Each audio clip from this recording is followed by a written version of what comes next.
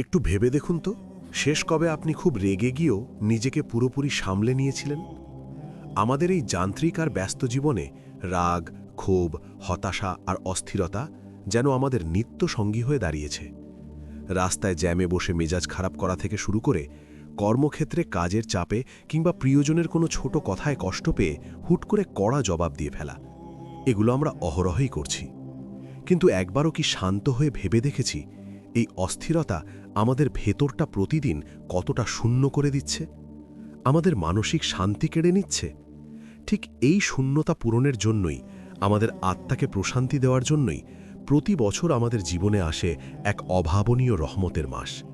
হ্যাঁ, আমি পবিত্র রমজানের কথাই বলছি। আমরা অনেকেই হয়তো মনে করি রমজান মানেই তো কেবল সুবহে সাদিক থেকে সূর্যাস্ত পর্যন্ত না খেয়ে থাকা বা পানাহার থেকে বিরত থাকা।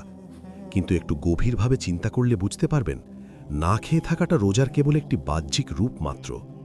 এর ভেতরের আসল ম্যাজিকটা হল নিজের মনের ওপর, নিজের নফসের ওপর পুরোপুরি নিয়ন্ত্রণ প্রতিষ্ঠা করা।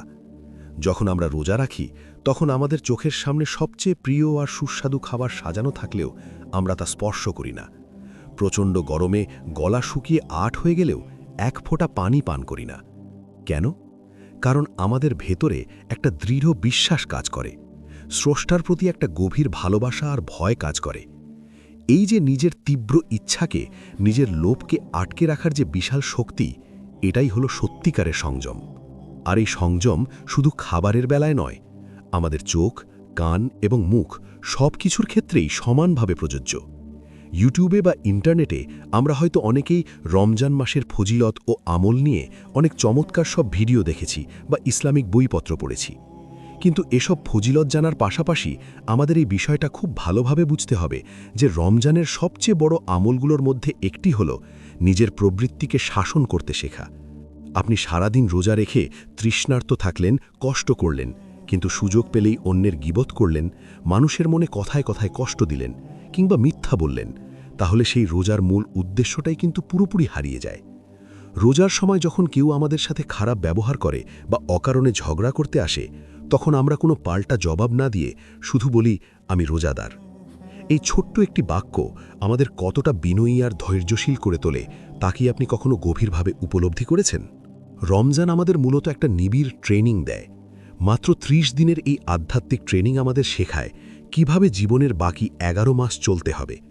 যখন আপনি খিদের কষ্ট মুখ বুজে সহ্য করেন, তখন পৃথিবীর সেই অসংখ্য অসহায় এবং গরিব মানুষের কষ্ট আপনি নিজের হৃদয় দিয়ে অনুভব করতে পারেন, যারা দিনের পর দিন একবেলা না খেয়ে কাটায়।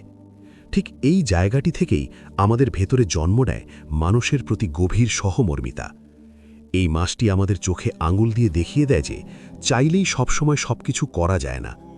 নিজের ভেতরের যে অসীম লোভ, রাগ এবং খারাপ লাগাগুলো আছে, সেগুলোকে শক্ত দড়ি দিয়ে বেঁধে রাখার নামই হলো রোজা।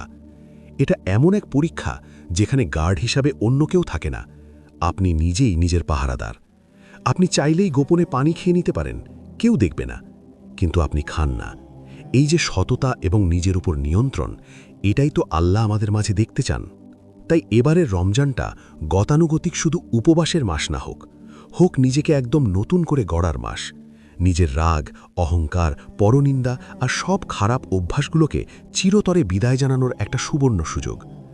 আসুন আমরা সবাই মিলে এই রমজানের সত্যিকারের ধৈর্য ও সংযম অনুশীলন করি এবং নিজেদের আরও চমৎকার একজন মানুষ হিসাবে গড়ে তুলি। ভিডিওটির কথাগুলো যদি আপনার মন ছুঁয়ে যায় এবং আপনার চিন্তার সাথে একটুও মিলে যায়, তবে অবশ্যই একটি লাইক দিয়ে আপনার মূল্যবান অনুভূতি কমেন্টে জানাবেন। এমন আরও জীবনমুখী, সুন্দর এবং শিক্ষণীয় ইসলামিক বিষয় নিয়ে সবসময় যুক্ত থাকতে চ্যানেলটি সাবস্ক্রাইব করে আমাদের পাশেই থাকুন। এতক্ষণ আপনাদের সাথে ছিলাম আর আপনারা দেখছিলেন আপনাদের প্রিয় চ্যানেল মুসলিম টেক শর্টস।